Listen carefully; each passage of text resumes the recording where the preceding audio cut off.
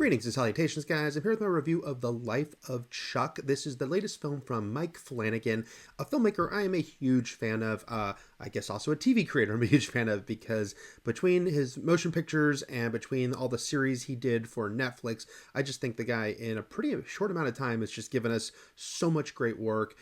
Really sort of thoughtful, yet also scary, yet also emotional horror stories.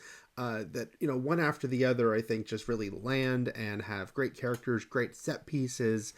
So anything he does, I'm there for. This one is a little bit of a departure for him in that while there is a supernatural side to it, it is not a horror story. It's based on a Stephen King story, but it's also one of Stephen King's occasional diversions from horror. So it's Flanagan's third adaptation of King's work, but they're going into a different direction here with this look at, well, the life of a guy named Chuck, told in 3 stories that go in reverse chronological order.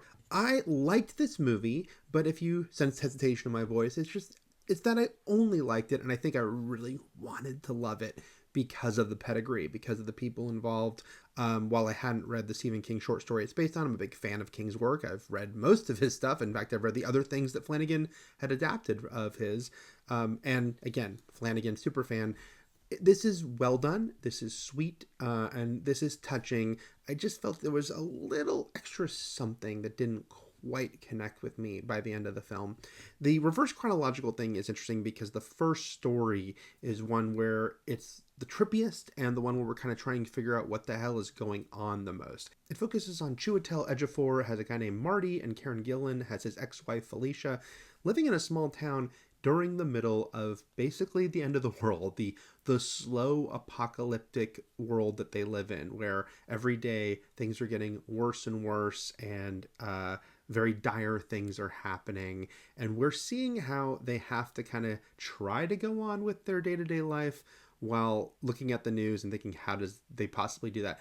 Now, if you think, hey, that sounds a lot like us right now, I think that's kind of the point, of course, but this is going to much bigger extremes as far as like countries literally crumbling from massive earthquakes, disasters, and everything just kind of really falling apart, really escalating. And I really liked how we see these characters that are getting in their car and going to work every day, as everyone is slowly looking around saying, what are we doing? It seems like we don't have much longer for any of this to be around. And I thought that was such an interesting story in and of itself.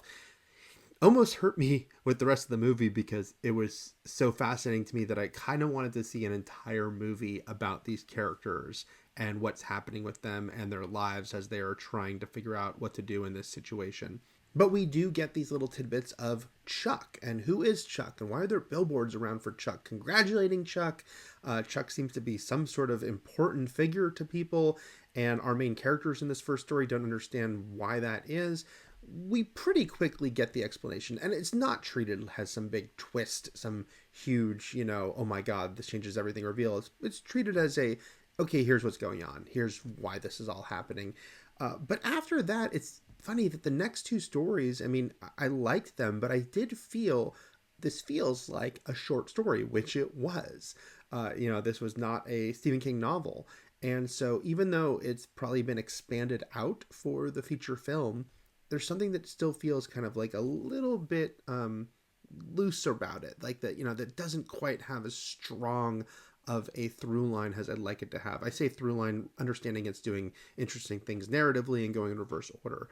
The second story is the one that stars Tom Hiddleston, who, is really being pushed as the star of this movie. It's a little bit of a misdirection because, yes, he does play the title character, but only at one age and is not in as much of the movie as you might expect. It's also a nice little short story about a day in the life of Chuck and a sort of chance encounter he has with a couple of strangers. One, a drummer played by real-life drummer Taylor Gordon, aka the Pocket Queen, and a young woman played by Annalise Basso, who is just going through a breakup, and how he has one of those days where you meet a couple of strangers and this is the only time you're ever going to see them, but how it can have meaning and impact on your life.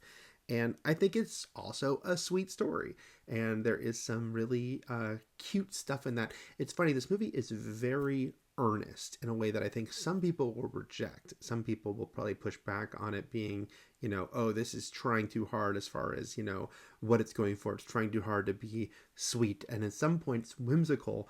I did go with that. I think that you can feel that Flanagan does have his heart in this movie for sure. The trailer literally says it's from his heart and soul, but I do actually feel that watching that. You understand that he cares, and I think that that does help these moments that might otherwise feel like they're going a little strong actually sell. And it also helps that he has really good actors doing it, like Tom Hiddleston. Everyone is really invested in these characters and sells you on these interactions. And then the third story focuses on Chuck in his middle school days, here played by Benjamin Pajak, living with his grandparents played by Mark Hamill and Mia Sara. And it's here where I want to talk a little bit more about the cast and say that Flanagan, of course, has his regulars, his Flanagang, as many of us call them. And it's really fun to see them pop up because he uses so many people over and over again that if you were a fan of his, like I am, watching one of his movies like this, it almost becomes like a weird little Avengers scenario where you see just a familiar face from a previous Mike Flanagan project. And whether that be Carl Lumley or Raoul Coley or Samantha Sloyan, Heather Langenkamp, Violet McGraw, it's almost a moment where I want to cheer because I'm like, yeah, I remember the projects they worked on with this guy before, and I love seeing them together again. But he also does that thing in a sort of Tarantino-esque way of rediscovering people from the past. Langenkamp's a great example of this. This is his second time working with her, but when he put her in The Midnight Club, of, taking someone that is very iconic and means a lot to some of us, wearing a shirt from the movie that makes her iconic, and reminding us, hey, this is someone that we should see more of. And Mia Sara in this movie, I think, really is that sort of impact because, she was so great in Ferris Bueller, and generationally, if you grew up with that movie, she meant a lot to you. You can always picture her in that film, but then she didn't work as much as it kind of felt like she should. And then she hasn't done anything. I don't know if she just decided to, maybe semi-retire, but she didn't have a professional acting role for I think like 12 or 13 years until this. And then you see her in this and she's great. She doesn't have that much screen time, but she really owns the screen time she has. Her character, the grandmother, has a very special bond with Chuck, which is very impactful for his entire life. And she sells exactly what she's meant to. It's funny, she's playing a few years older than she actually is. But yeah, I really loved her in this movie, and I love that Flanagan thought to put her in this movie. Flanagan has consistently proven to be really good with young actors and do a great job of portraying child characters. And you see that again here with this story about the young Chuck, because the scenes with Chuck and his crush, an older girl played by Trinity Bliss, are very sweet and very easy to root for as far as, this friendship that they strike up and the way he adores her and how that's depicted. This movie is not subtle. It's there in the title. This is a movie about life and by its implication about death and sort of coming to terms with that and important moments in our life, dealing with grief, dealing with loss, dealing with, your sense of your own death at some point. And the ending on that front is funny because this has got to be my own expectations at work here, but I thought I'm going to really cry at the end of this movie, right? Because knowing what it's about and knowing what Mike Flanagan can do. I mean, this guy has made me cry at the end of, The Haunting of Hill House. This guy knows how to make people cry. But the ending isn't really going for that. It's more of an introspective ending. It's a quieter ending than I was expecting. And maybe I built myself up to want something else from it. Because when it ended, I thought, okay, that was nice. I do feel, though, it was lacking a certain oomph. I don't know what I wanted, but I wanted something bigger.